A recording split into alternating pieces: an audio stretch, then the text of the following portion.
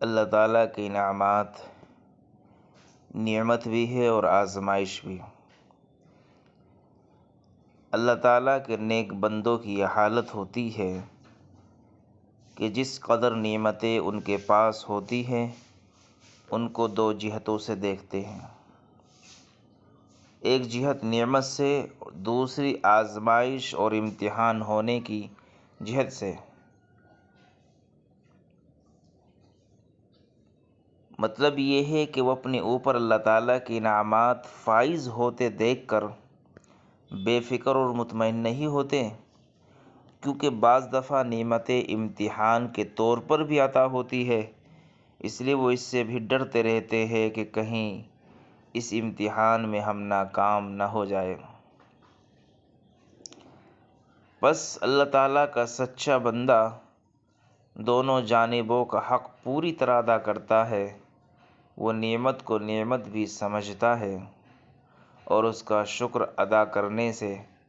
اپنے عاجز ہونے کا اقرار کرتا ہے، اور اس کو آزمائش اور امتحان کی جہت سے بھی دیکھتا ہے، اور اللہ تعالیٰ کی مخفی تدبیر اور ظاہر میں ڈھیل دینے سے ڈرتا رہتا ہے۔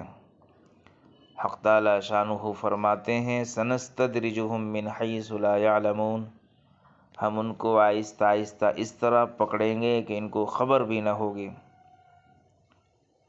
اس لیے نعمت میں استدراج کا پہلو بھی محتمل ہے، اس لیے اس سے ڈرتے رہنا چاہیے۔ تو بندہ جب نعمت کے اس پہلو پر بھی نظر رکھے گا تو انشاءاللہ وہ اس کی وجہ سے ان لوگوں پر تکبر کرنے سے محفوظ رہے گا جو اس نعمت سے محروم ہے،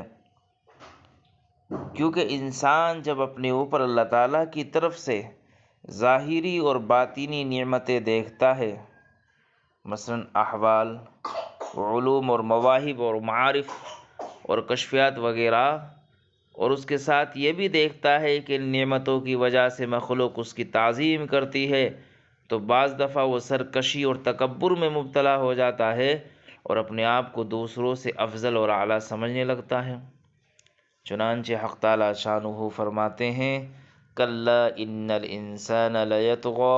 ان رآہ استغنی، بے شک انسان اس وجہ سے سرکشی کرنے لگتا ہے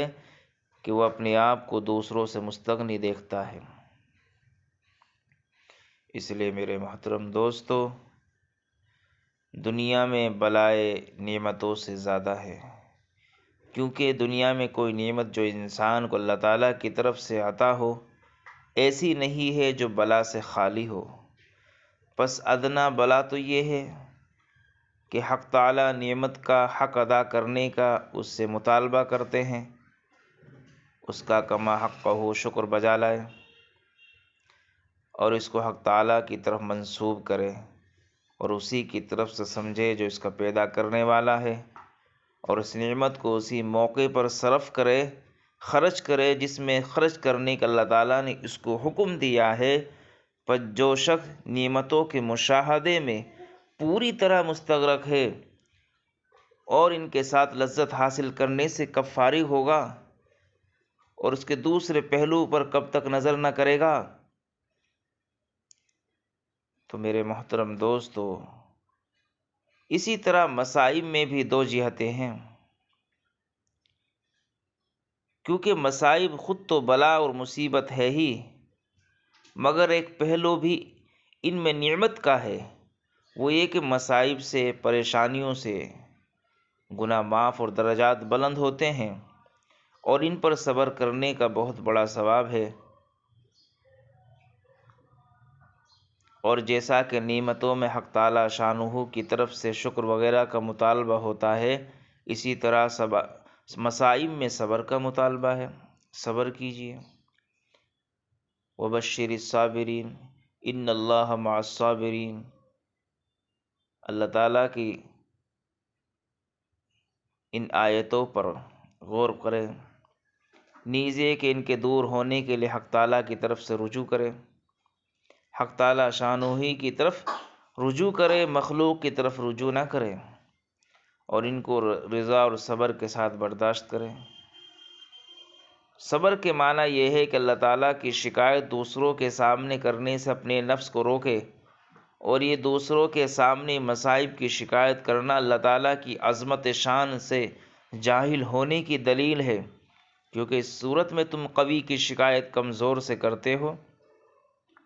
اور جس سے شکایت کرتے ہو اس کو اس قابل سمجھتے ہو کہ تم سے خدا کی تقدیر کو ہٹا دے گا، کیونکہ شکایت کرتے ہوئے تم اپنے دل میں ایک قسم کی راحت پایا کرتے ہو، اور راحت پانے کا سبب بجز اس کے اور کیا ہے کہ تم کو اس شخص سے یہ امید ہے کہ وہ تمہاری مصیبت کو دور کر دے گا،